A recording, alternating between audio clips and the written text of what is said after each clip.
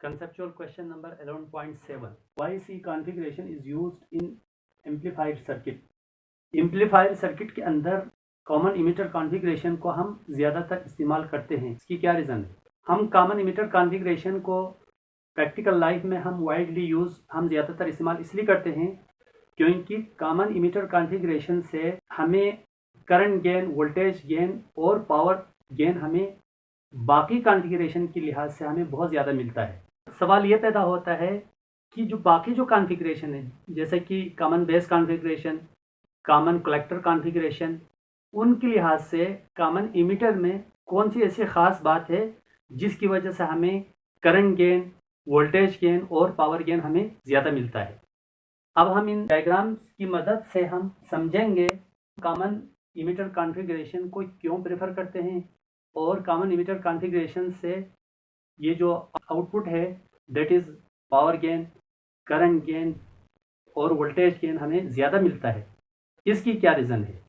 यह हमारे पास है कॉमन इमिटर कॉन्फ़िगरेशन, यह हमारे पास है कॉमन बेस कॉन्फ़िगरेशन, यह हमारे पास है कॉमन कलेक्टर। ये मैंने सिर्फ सैम्पल को शो किया है, पूरा डायग्राम मैंने नहीं बनाया। Common emitter, common base, common collector, इनमें फर्स्ट ऑफ ऑल हमने ये पता लगाना है कि इनपुट डिवाइस क्या है और आउटपुट डिवाइस क्या है। अब कॉमन इमिटर में जो बेस है वो हमारे पास इनपुट डिवाइस के तौर पे एक्ट कर रहा है, लेकिन कलेक्टर जो है ना आउटपुट का काम कर रहा है। कॉमन बेस में इमिटर इनपुट का काम कर रहा है, कलेक्टर आउटपुट का काम कर रहा है। जबकि कॉमन कलेक्टर के अंदर इमिटर पर हमें आउटपुट मिलता है, जबकि बेस पर हमें इनपुट मिलता है, जबकि बेस पर हम इनपुट को अप्लाई करते हैं। और हम ये भी जानते हैं कि जो कॉमन इमिटर कॉन्फ़िगरेशन के अंदर जो करंट गेन की वैल्यू है वो 100 है। 100% हमें आउटपुट इंक्रीज्ड आउटपुट मिलता है। अगर आप 1 देंगे तो आपको 100 मिलेगा, अगर आप 100 देंगे तो 100 को आप 100 से मल्टीप्लाई करें, इतनी ज़्यादा वैल्यू हमें मिलेगी। इसकी रीज़न क्या है? कॉमन बेस और common collector. First of all हम यहाँ से समझते आएंगे कॉमन कलेक्टर से। कॉमन कलेक्टर के अंदर इनपुट है बेस, आउटपुट है इमिटर। अब हमें पता है कि जो इमिटर का जो साइज है वो मॉडरेट है और बेस का जो साइज है वेरी थिन है, तो बहुत कम हम इनपुट देंगे तो हमें कलेक्टर पर इनपुट के लिहाज से अच्छा खासा ज़्यादा आउटपुट मिलेगा। सपोज अगर हम इनपुट 1 देंगे तो आउटपुट हमें मिलेगा 50। यह हमने देख लिया। अब कॉमन बेस की तरफ आए। कॉमन बेस में हमारे पास इमिटर एज इनपुट काम कर रहा है, कलेक्टर हमारे पास आउटपुट का काम कर रहा है। अब यहाँ पर हमें कॉमन कलेक्टर जितना आउटपुट रिजल्ट गेन करने के लिए हमें कॉमन बेस के अंदर कॉमन कलेक्टर जितना इनपुट काफ़ी नहीं होगा, हमें बहुत ज़्यादा इनपुट देना पड़ेगा। यहाँ पे 1 दिया था तो आपको 50 मिला था, अगर आप यहाँ पे 1 देंगे तो यहाँ आपको 4 या 5 मिलेगा, तो वो आउटपुट हमारे लिए काफ़ी नहीं होगा। क्यों? क्योंकि इमिटर और कलेक्टर का साइज तकरीबन बराबर है, कलेक्टर बड़ा है, तो इनपुट बहुत ज़्यादा देना पड़ेगा। अगर इनपुट 40 देंगे तो आउटपुट 50 मिलेगा। इस हिसाब से हमें ज़्यादा इनपुट देना पड़ेगा तो हमें खामखा पावर लॉस होगा, ज़्यादा काम करना पड़ेगा, हमें ज़्यादा एनर्जी देनी पड़ेगी।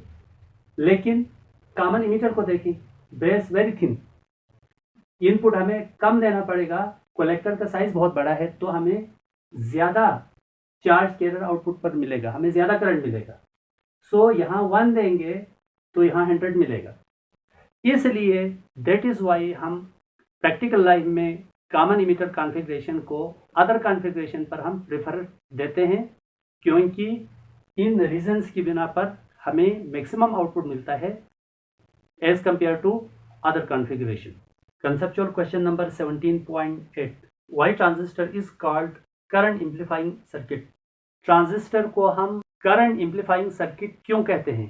करंट बढ़ाने वाला सर्किट हम क्यों कहते हैं? ट्रांजिस्टर को करंट एम्पलीफाइंग सर्किट इसलिए कहते हैं क्योंकि ट्रांजिस्टर को हम करंट बढ़ाने के लिए इस्तेमाल करते हैं, और हम ये भी जानते हैं कि हम ट्रांजिस्टर को हमेशा कॉमन इमिटर कॉन्फ़िगरेशन में हम कनेक्ट करते हैं, हम कॉमन इमिटर कॉन्फ़िगरेशन को हम यूज़ करते हैं, क्योंकि कॉमन इमिटर कॉन्फ़िगरेशन में करंट गेन, वोल्टेज गेन और पावर गेन बाकी कॉन्फ़िगरेशन के लिहाज से बहुत ज़्यादा होता है।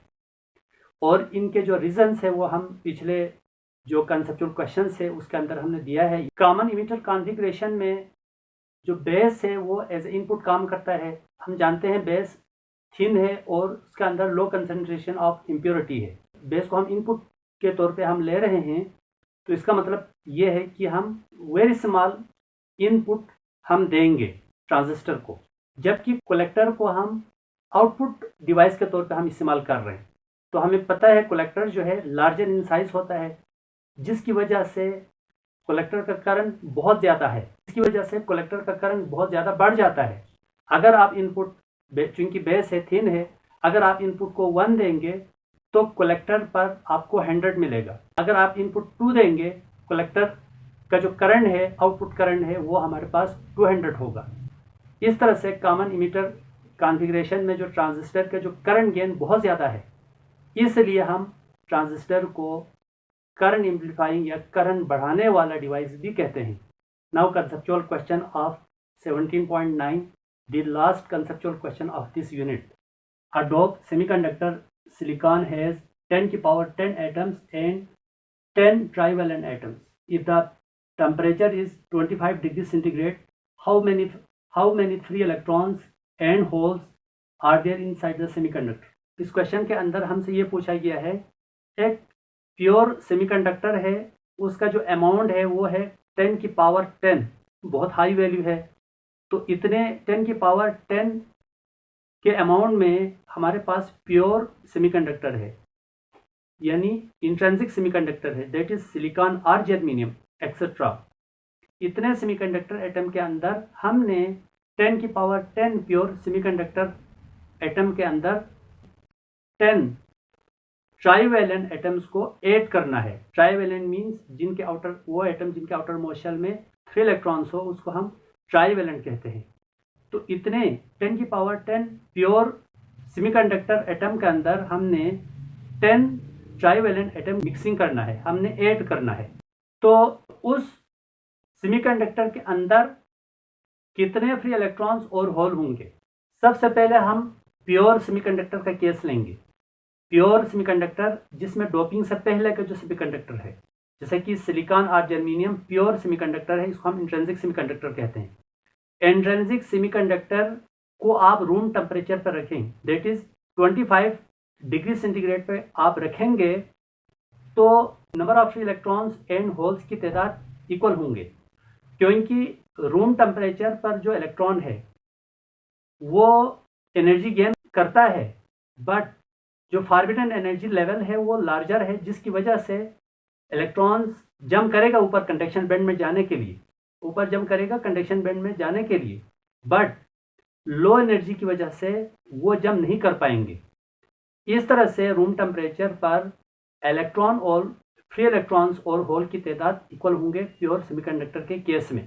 लेकिन अगर हम इसी रूम टेम्परेचर के ऊपर, दैट इज 25 डिग्री सेंटीग्रेड के ऊपर हम इस प्योर सेमीकंडक्टर की जो अमाउंट है, जो कि गिवन है 10 की पावर 10, इस सेमीकंडक्टर के अंदर, इस प्योर सेमीकंडक्टर के अंदर अगर हम 10 ट्राइवेलेंट एटम को ऐड करें, मिक्सिंग करें, तो क्या होगा? तो फिर नंबर ऑफ इलेक्ट्रॉन्स और होल की तादाद इक्वल नहीं होंगे, क्योंकि हमें मालूम है हर ट्राइवेलेंट एटम्स हमें एक एक्स्ट्रा होल हमें प्रोवाइड करता है, यानी कि एक एक्स्ट्रा इलेक्ट्रॉन के लिए एक वैकेंसी हमें प्रोवाइड करता है।